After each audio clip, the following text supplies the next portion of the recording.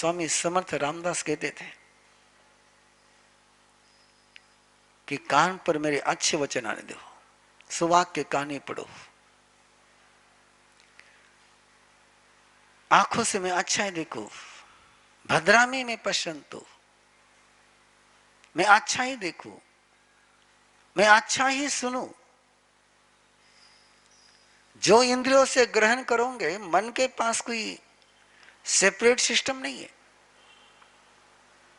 मन के पास इनपुट करने की सिस्टम अलग से नहीं है।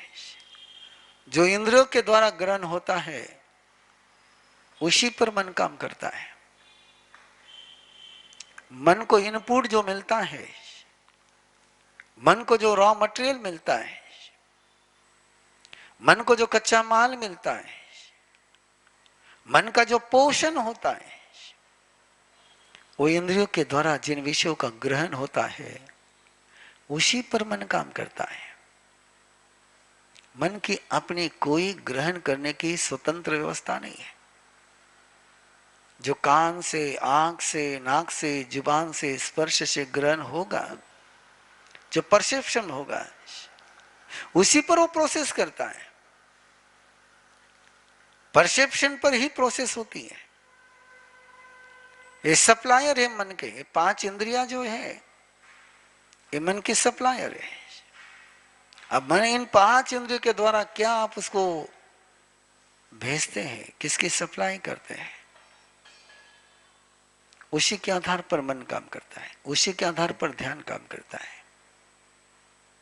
इसलिए पंचेंद्रिय संवरणों, इसलिए कहा कि 5 इंद्रियों का संयम पहले होना चाहिए। हम जिसका ध्यान नहीं करना चाहते उसको देखें नहीं, हम जिसका ध्यान नहीं करना चाहते उसका ग्रहण नहीं करें, हम जिसका ध्यान नहीं करना चाहते उसके विषय में बोले नहीं। ये 3 तो आपके हाथ में है। उसको सुने नहीं, उसको बोले नहीं, उसको देखे नहीं। महात्मा गांधी के 3 बंदर, बुरा सुनना नहीं, बुरा देखना नहीं, बुरा बोलना नहीं। ये अवझानाचर्यम से बचने का मूल सूत्र है। इसलिए पहले वहां पर काम करिए। और एक बार वहां से निकल गया, रॉ मटेरियल हाथ में आया ही नहीं, कोयला आया ही नहीं तो हाथ काले कैसे होंगे? कोयला हाथ में लेने से हाथ कोयले के नहीं होते, लेकिन काले तो पक्के हो जाते हैं। वैसा ही इंद्रियों के द्वारा इस कोयले को ग्रहण करना बंद करो, अवझनाचर्य। और जैसे कोयले आप हाथ में लेते हैं किसी काम के निमित्त से, किसी प्रयोजन से, तो आप क्या करते हो? कोयले के हाथ वैसे रखते हो या तुरंत धो लेते हो? हाथ कभी गंदे होते होंगे, बर्तन मांजते हुए गंदे होते होंगे, किसी काम को करते हुए गंदे होते होंगे, लेकिन हाथ को गंदा नहीं रखते, तुरंत धो देते हैं। यही करिए। किसी विषय के साथ स्पर्श हो गया, किसी विषय के साथ टच हो गया है, होशरामी होशरामी होशरामी, इसको धोने की टेक्निक है कि मैं इसको छोड़ रहा, मैं इसको छोड़ रहा, मैं इसको छोड़ रहा, और छोड़ते चले जाए, अंदर में कचरा न आने दें। बंधुओं, कचरा कुंडी होगी तो वहां क्या मधुमक्खियां भिनभिनाएंगी क्या? लोग कहते हैं मां साहब मन में बड़े गंदे विचार आते हैं।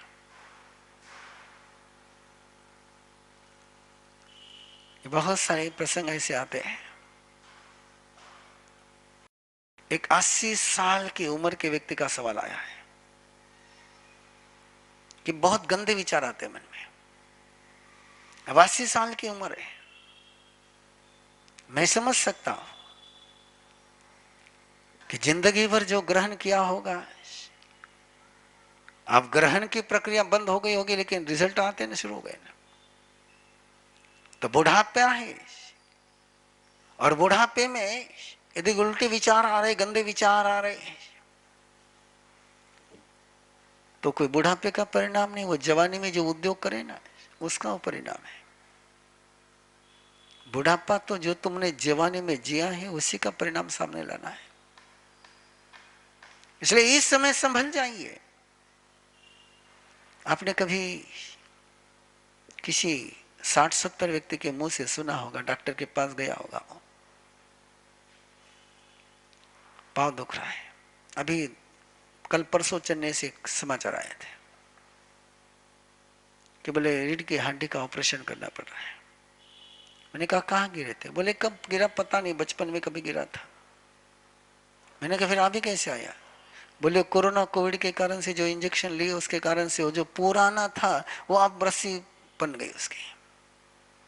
जो तुमने ग्रहण कर रखा है वो कभी न कभी पनपेगा। और ये जवानी की इस बचपन की सारे चोटें लगी हुई फिर वो बुढ़ापे में उभर करके आती है कि उन चोटों को उस समय ठीक नहीं किया गया, उस समय उसे बाहर नहीं निकले।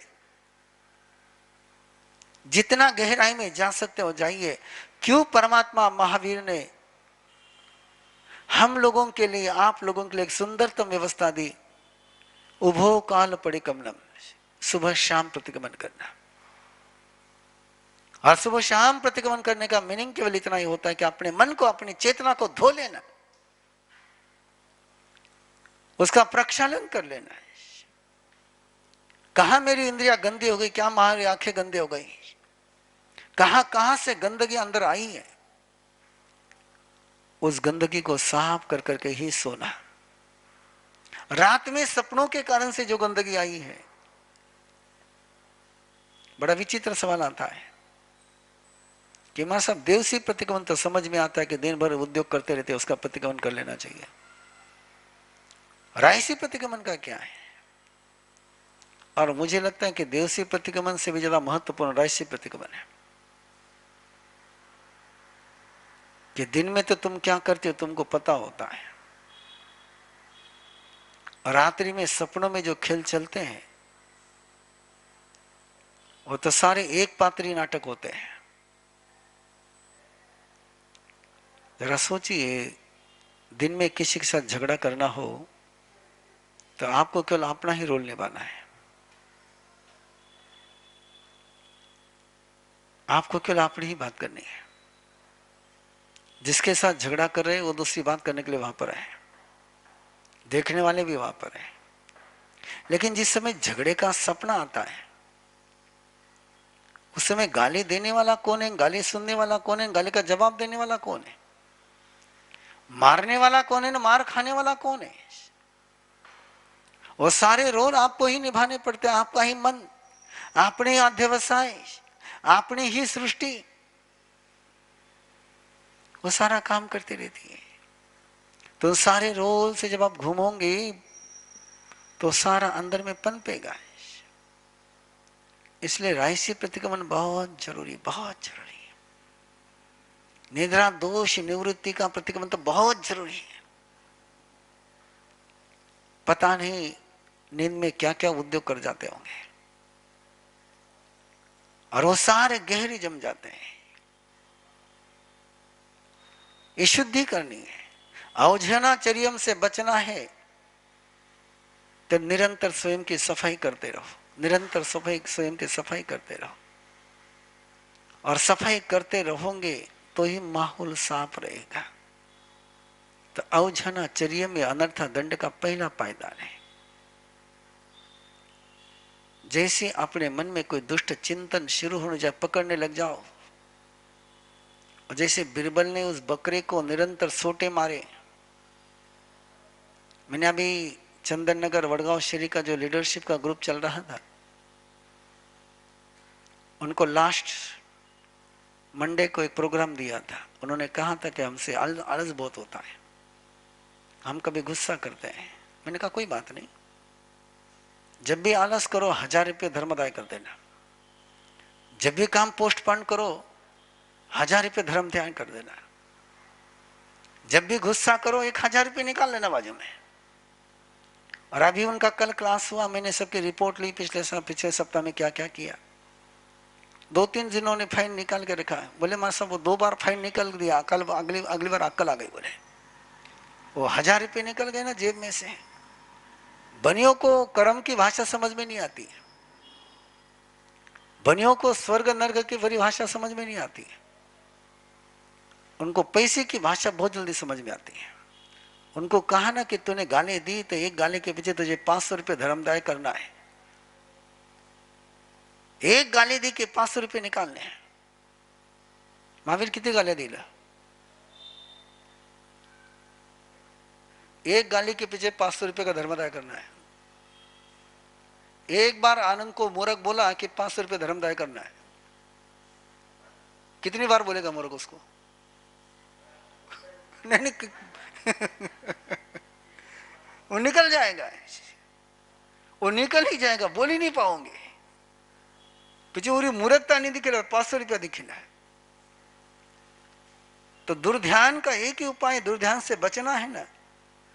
मन में दुष्ट विचार आया ना तो वंदना मत करो, मिच्छम दुक्कड़ मत दो, 500 रुपये निकालो बाजू में, देखते हैं मन कैसे ठिकाने पर नहीं आता है।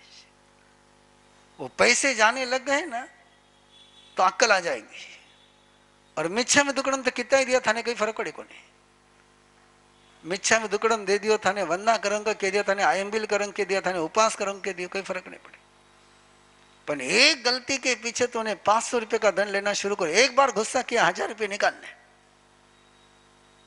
एक बार किसी काम में आलस किया तो 1000 रुपये बाजू में निकालने। अभी मैंने वो प्रैक्टिकल प्रयोग किया क्लास में और सारे लाइन पर आ गए,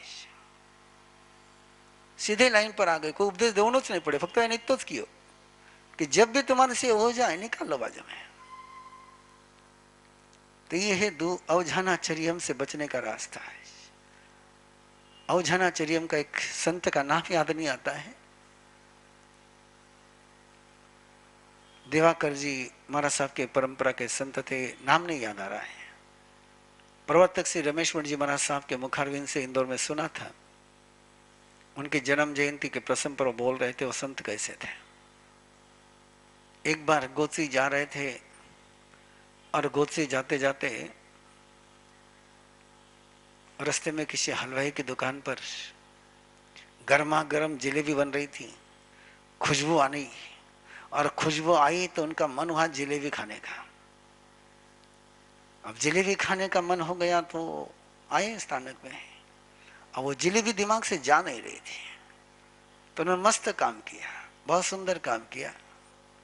रास्ते पर की मिट्टी इकट्ठा करी और मिट्टी को मस्त पैकी घोल बनाया, उसका घोल बनाया, चिकना घोल बनाया और पानी में उसकी जलेबी निकालने लगे।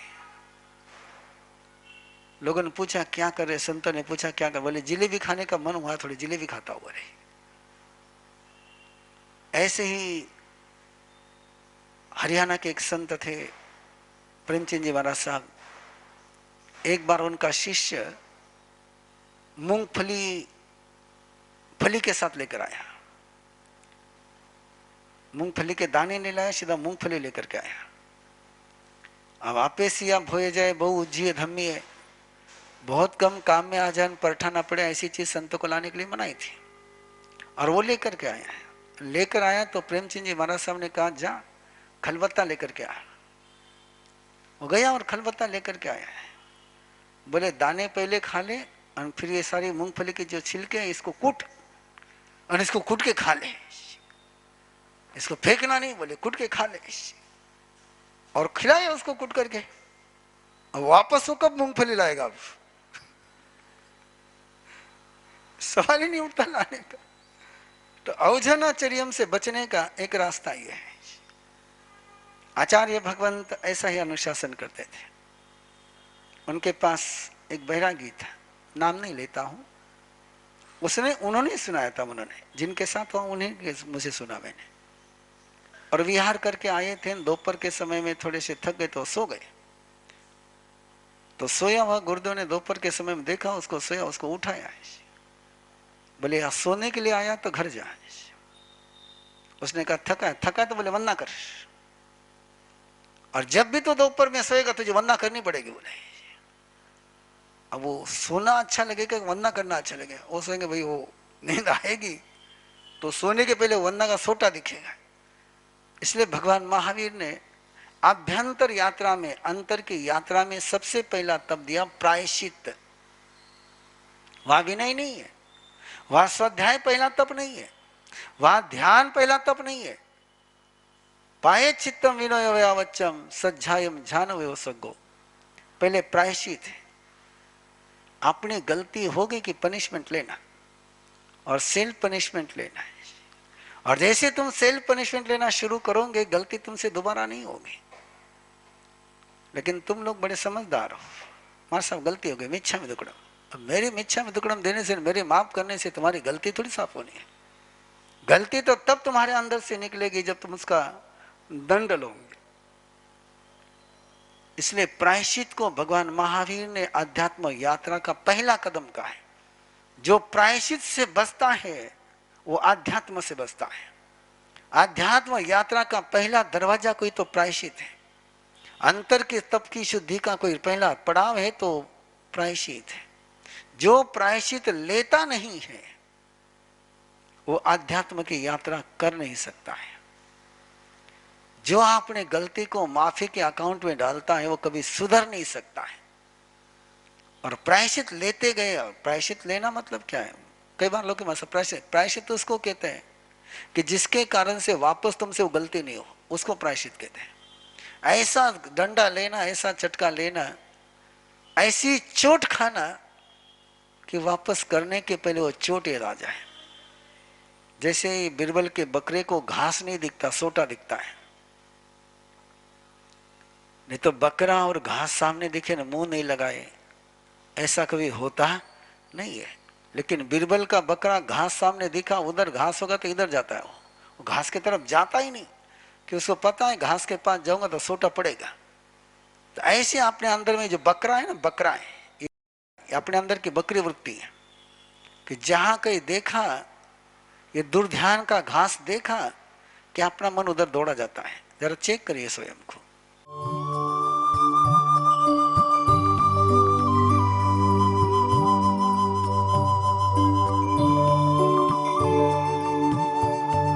इस कार्यक्रम के पुण्यार्जक हैं श्री दीपचंद जी, श्री सुनील जी, श्री सुजीत जी, श्री सूरज जी पारख, पूना दाल एंड बेसन मिल्स, पुणे।